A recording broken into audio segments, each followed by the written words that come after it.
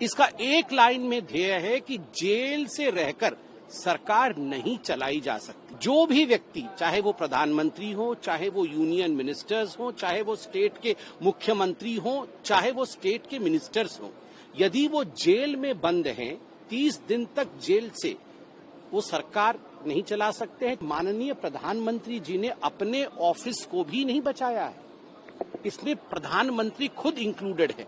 माननीय प्रधानमंत्री जी ने अपने यूनियन मिनिस्टर्स को, कैबिनेट को भी नहीं बचाया है, यूनियन कैबिनेट भी इंक्लूडेड है। इसी प्रकार का एक बिल इंदिरा जी लेकर आई थी, तो उसमें स्पष्ट रूप से लिखा गया था कि the prime minister's office, the president's office, vice president office, आप इनके ऊपर केस नहीं कर सकते। जब माननीय गृह मंत्री जी संविधान 130वां संशोधन विधेयक 2025 उसे पटल पर रख रहे थे, उस समय जिस प्रकार का व्यवहार किया गया, जिस प्रकार से बिल की प्रतियों को फाड़ करके विपक्ष ने फेंका, जिस प्रकार से पीठासीन हमारे स्पीकर के तरफ सदस्य ऑपोजिशन के बढ़े, उन्हें इंटिमिडेट, उनकी तरफ लपकने की कोशिश की गई और माननीय गृह मंत्री जी के चेयर की तरफ लपकने की कोशिश की गई, उनके ऊपर कागज, ये बिल के प्रति को फाड़ के फेंका गया, वो आज हम सबने देखा है।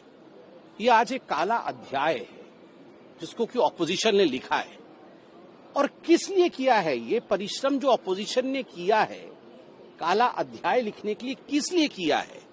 करप्शन को और भ्रष्टाचार को बचाने के लिए किया है। आप बताइए, ये जो संविधान संशोधन है जिसको आज माननीय गृह मंत्री पटल पर रख रहे थे, इसका ध्येय क्या है? इसका एक लाइन में ध्येय है कि जेल से रहकर सरकार नहीं चलाई जा सकती है। जो भी व्यक्ति, चाहे वो प्रधानमंत्री हो, चाहे वो यूनियन मिनिस्टर्स हो, चाहे वो स्टेट के मुख्यमंत्री हो, चाहे वो स्टेट के मिनिस्टर्स हो, यदि वो जेल में बंद हैं 30 दिन तक जेल से वो सरकार नहीं चला सकते हैं, 30 दिन के अंदर उन्हें कोई रिलीफ नहीं मिलता है, तो वो सरकार नहीं चला सकते जेल से। देखिए, इसमें सबसे बड़ी बात है, माननीय प्रधानमंत्री जी ने अपने ऑफिस को भी नहीं बचाया है, इसमें प्रधानमंत्री खुद इंक्लूडेड है। माननीय प्रधानमंत्री जी ने अपने यूनियन मिनिस्टर्स को, कैबिनेट को भी नहीं बचाया है, यूनियन कैबिनेट भी इंक्लूडेड है। याद करिए, जब इसी प्रकार का एक बिल इंदिरा जी लेकर आई थी, तो उसमें स्पष्ट रूप से लिखा गया था कि the prime minister's office, the president's office, vice president office, आप इनके ऊपर केस नहीं कर सकते। बाकी लोगों के ऊपर केस कर सकते हैं, मगर इन पदों के ऊपर, प्रेसिडेंट के ऊपर, प्राइम मिनिस्टर के ऊपर केस नहीं कर सकते हैं। मतलब इंदिरा जी ने और कांग्रेस पार्टी ने अपने आप को बचाने के लिए रास्ता बनाया था, मगर बाकियों के लिए बिल लाए। यहां पर प्रधानमंत्री भी जुड़े हुए हैं, यूनियन मिनिस्टर्स भी जुड़े हुए हैं, स्टेट मिनिस्टर और स्टेट के मुख्यमंत्री। अब देखिए, लालू प्रसाद यादव जी को बचाने के लिए मनमोहन सिंह जी एक ऑर्डिनेंस लेकर आए थे, और राहुल गांधी का उस समय का रवैया क्या था आप याद करिए। प्रेस क्लब ऑफ इंडिया में बैठ करके उन्होंने उस ऑर्डिनेंस के कागज को फाड़ करके इस प्रकार से हवा में उछाला था कि मैं तो भ्रष्टाचार के खिलाफ हूं और कोई भी भ्रष्टाचारी व्यक्ति जेल से सरकार नहीं चलाना चाहिए। उस समय के रवैये और आपके रवैये में आज भी कागज फाड़ के फेंका है, और कागज फाड़ के क्या फेंका है कि जेल से सरकार चलनी चाहिए। ये जो हिपोक्रेसी है, ये जो दो तरीके का सोच है, पहले की सोच दिखावा और अब असलियत, यह हिंदुस्तान देख रहा है। दूसरा विषय मैं कहना चाहता हूं, लालू प्रसाद यादव जी को भी जेल हुआ, उन्होंने भी इस्तीफा दिया। उस समय से आप देखिए, जितने भी लोगों को जेल हुआ, जो माननीय मुख्यमंत्री थे, जो बड़े पदों पर आसीन रहे हैं, उन सबने इस्तीफा दिया।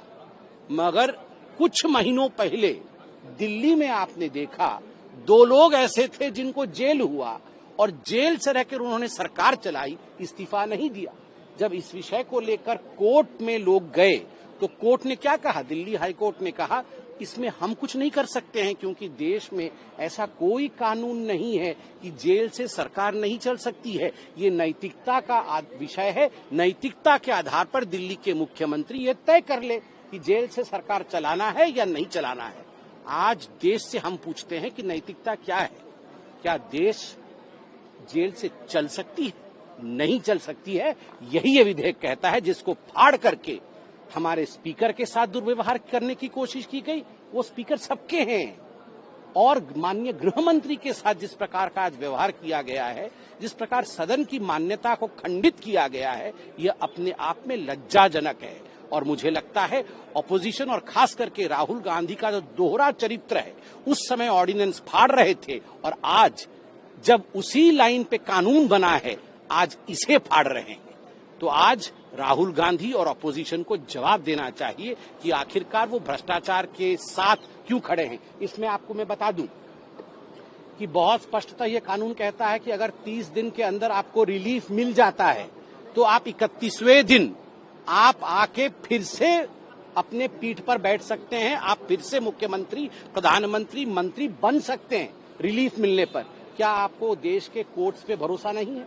क्या आपको सेशन कोर्ट पे भरोसा नहीं है?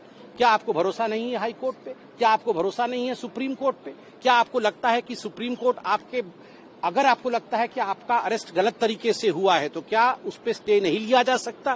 क्या आपको बेल नहीं मिल सकती है? क्या हाई कोर्ट आपको स्टे नहीं दे सकती है? क्या एफआईआर स्क्वैश नहीं हो सकता है अगर आपको लगता है आपके साथ पक्षपात हुआ है? क्यों आप देश के कोर्ट पर भरोसा नहीं करते हैं? आप किसी पे भरोसा नहीं करते हैं क्योंकि आप भ्रष्टाचार को, भ्रष्टाचारियों को बचाना चाहते हैं। यह देश कभी नहीं सहेगा। ये नैतिकता का विषय है, नैतिकता की लड़ाई है। आप कागज फाड़िए या कुछ भी फाड़िए, देश नैतिकता को फाड़ने नहीं देगा।